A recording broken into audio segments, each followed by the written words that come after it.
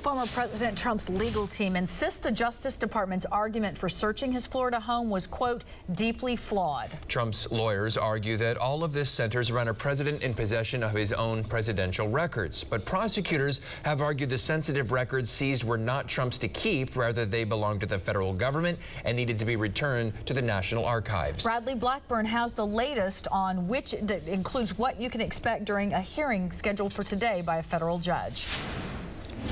In a new court filing, the Trump legal team once again asked that a third-party special master be appointed to review documents seized from Mar-a-Lago. This comes a day after the Justice Department tried to swat down that request, arguing, among other things, that they had already completed a review of potentially privileged material. A federal judge in West Palm Beach is set to hold a hearing on the request today. In the filing, Trump's lawyers call the August 8th execution of a search warrant at his estate unprecedented, unnecessary, and legally unsupported. But the DOJ says on June 3rd, 2 months before the search of Mar-a-Lago, Trump's team told them all sensitive documents had been returned. When they executed the search warrant, it turned out they had not been turned over. Trump claims he declassified documents at his home, but in its filing, the government stated that Trump's lawyers never asserted that he had declassified the documents or asserted any claim of executive privilege. The DOJ also says it had evidence that government records were likely concealed and removed from the storage room, and that efforts were likely taken to obstruct the government's investigation. This pleading gives a lot of details about the obstruction investigation, not only against the target of their investigation, but also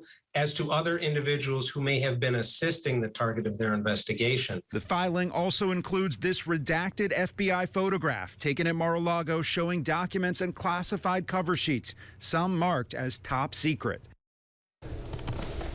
Now, the Justice Department's filing said some documents were found in the president's so-called 45 office at Mar-a-Lago. That's a location considered vulnerable by intelligence agencies.